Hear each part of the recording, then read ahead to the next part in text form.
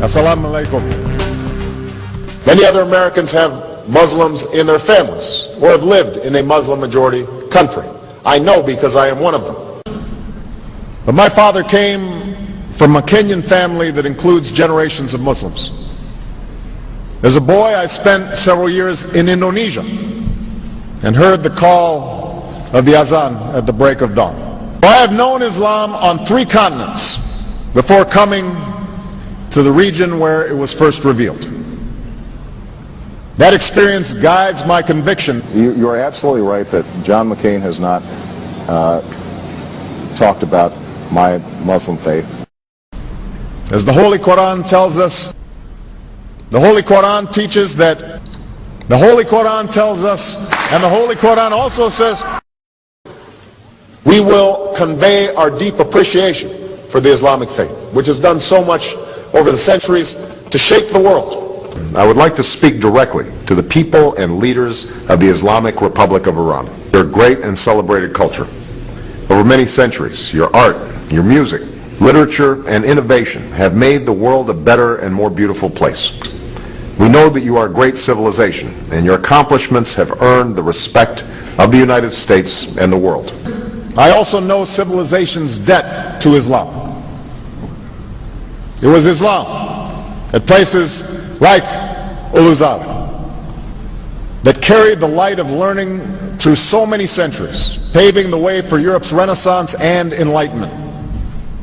It was innovation in Muslim communities that developed the order of algebra, our magnetic compass and tools of navigation, our mastery of pens and printing, our understanding of how disease spreads and how it can be healed.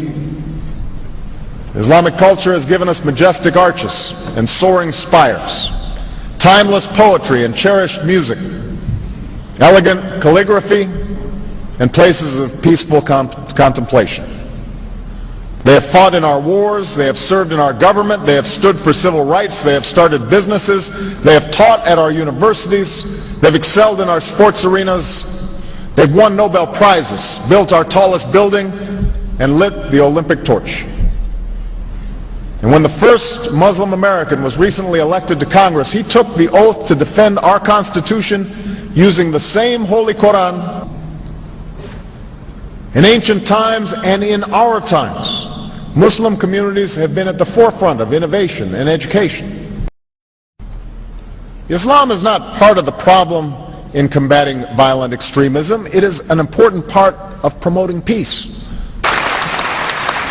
The enduring faith of over 1 billion people is so much bigger than the narrow hatred of a few. In the United States, rules on charitable giving have made it harder for Muslims to fulfill their religious obligation. That's why I'm committed to working with American Muslims to ensure that they can fulfill zakat. It is important for Western countries to avoid impeding Muslim citizens from practicing religion as they see fit. And I consider it part of my responsibility as President of the United States to fight against negative stereotypes of Islam wherever they appear. We are no longer a Christian nation. We do not consider ourselves a Christian nation. The United States has been enriched by Muslim Americans. Since our founding, American Muslims have enriched the United States. Islam has always been a part of America's story. There is a mosque in every state in our union and over 1,200 mosques within our borders. One of the points I want to make is that if you actually took the number of Muslims Americans, we'd be one of the largest Muslim countries in the world.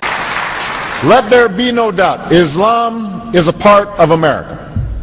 He did bow to the Muslim king while he did not do it to the British Queen of England. And by bowing, he showed the world that I am subservient. I do bow down to you as a Muslim king, something no other president has done with Saudi Arabia. The Saudi king is his peer. He is not his subordinate in order to bow for him. And this is exactly what Obama did. Usually it is out of respect that someone would nod his head when bowing to royalty and the ladies will give curtsy. But Obama went beyond what is required as a head of state and bowed to the Saudi king, and that's unacceptable. It sent the wrong symbol. When you say it sends the wrong signal, what signal do you think it sends? It sent a message that Islam is superior to any other master or king or president in the world, that an American president bowed to a Muslim king. It also sent a message that terrorism and jihadism is giving Islam the respect it should have on the world stage, to the point that it made an American president, for the first time in history, bow to a Muslim king.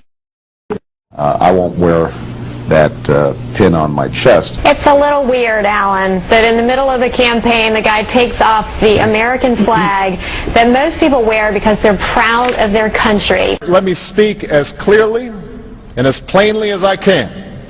America is not and never will be at war with Islam.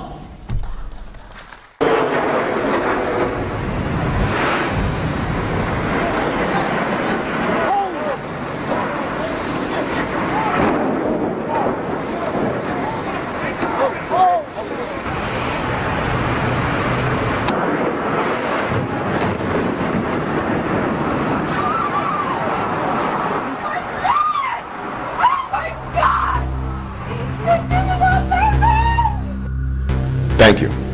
And Eid Shoma Mubarak.